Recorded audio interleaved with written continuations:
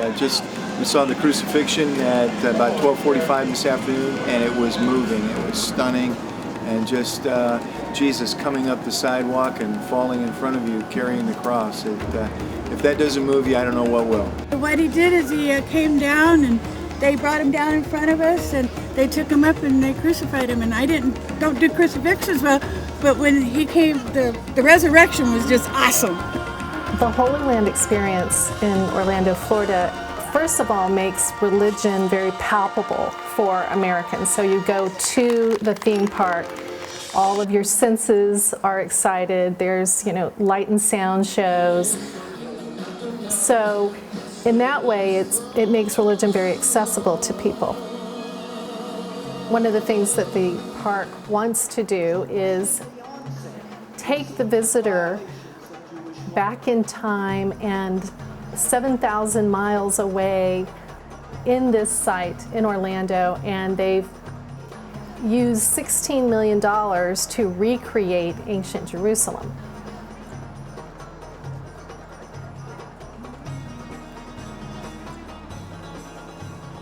There are a lot of theme park choices in Orlando, Florida, and we had heard about the Holy Land experience and we decided to give it a try, and I'm actually really surprised at the mix between the Christian and the Jewish community, and it was just really enjoyable.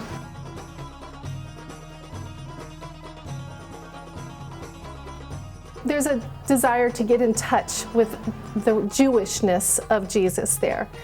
On the other hand, it is disturbing to both Jews and Christians in some ways, because the two are not compatible, and to be a Jew, it's very different from being a Christian or believing in Jesus. Look after me, sin, when I return. I'll be worshiping. The combination of the Jewish and Christian cultures was interesting. At times mixed, but at other times very, very informative. We really enjoyed it.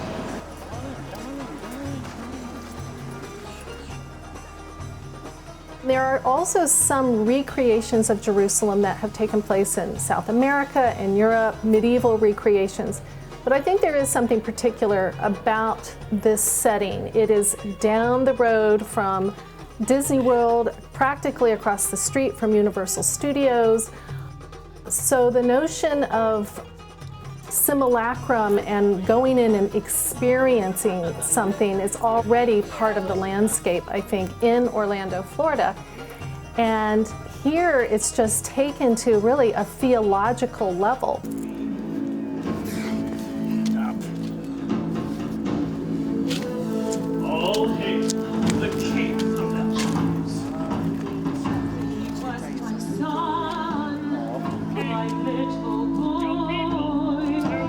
You don't quite know how to act. And I've observed people sort of not knowing what to do. Are they supposed to be enjoying the show?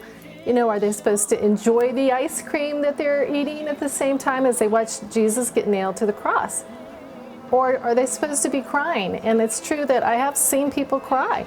So it's a very strange place to be as to how you react.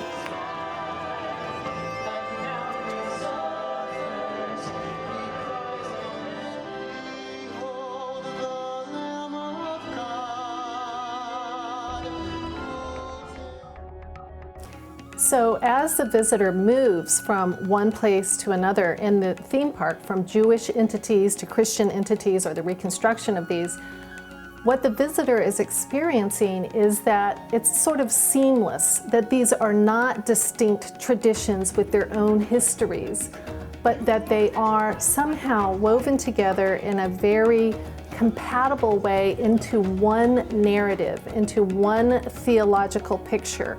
And so this then dissolves the differences that Judaism and Christianity have established in their own boundary making to this day.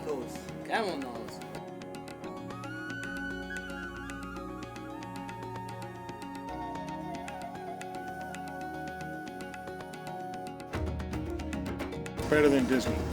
Amen. Amen. I'd rather be here than Disney. Amen.